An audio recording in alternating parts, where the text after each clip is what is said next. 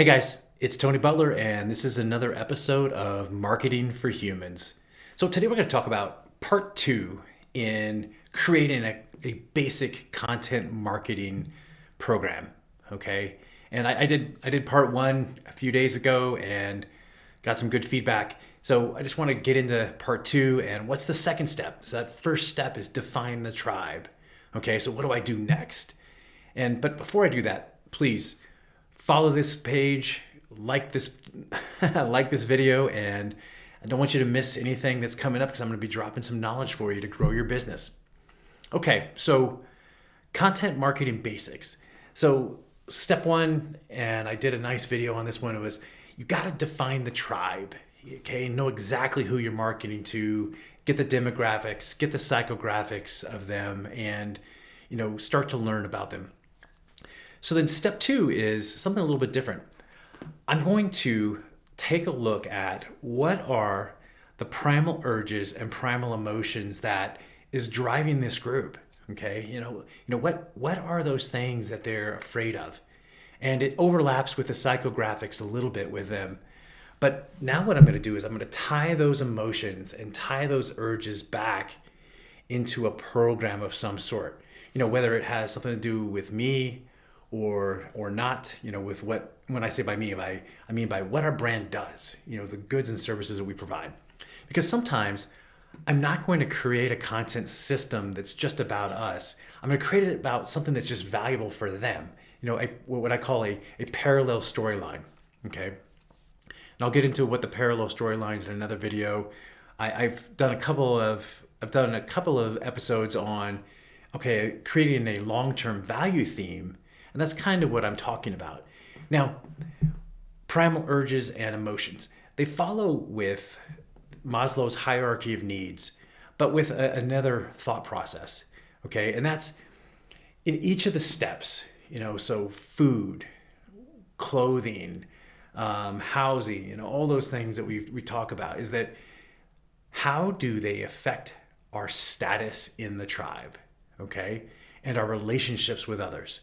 This is really important because food is, in human culture, is much more than just sustenance. It's something that we do socially. We eat with our family. It's an intimate thing. It's an intimate process. All right. If you doubt what I'm saying, go onto one of the channels and just look at all of the different cooking shows and look how much entertainment is around them. Okay. How many dates are revolve around food or or drinking, so like a coffee date, a lunch date, a dinner date. Okay, I would say probably 60-70% of dating is just around eating food together. All right, so what primal urges can we link that has to do with status and relationships?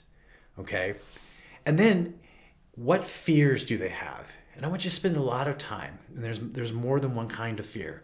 There's their fear of what will happen if they do business with you, and their fear of, is this really something that they need and that they want more than anything? Okay.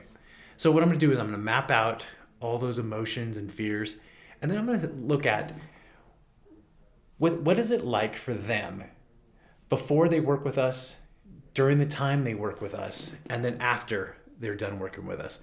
And what are their emotions in each one of those three times? Okay. So it's a timeline. So before, during, and after working with us. And when I start to understand this map of emotions, and it's not always going to be a straight line. It's going to go up and down. And remember, emotions come in gradients. And what does that mean? It means that we rarely feel just a single emotion. We're going to feel like more than one. So like think back when you were graduating from high school, or your kids were graduating from high school, and you probably had more than one emotion. So you're excited that you're finishing something that took 4 years to get, and maybe you're a little apprehensive. You're going to go out into the job market, or maybe you're getting ready to go to college. What's fear of the future, fear of the unknown, what's out there.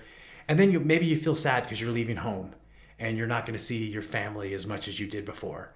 Okay, because it's the next step and stage in your life. All those things are going to come into play.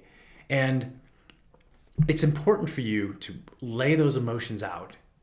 Okay, so you defined the tribe. Now I'm going to lay out the emotions, and I'm going to lay them out both before, during, and after. And then also, what are they trying to accomplish? And when they've accomplished everything they've done, how will they feel then?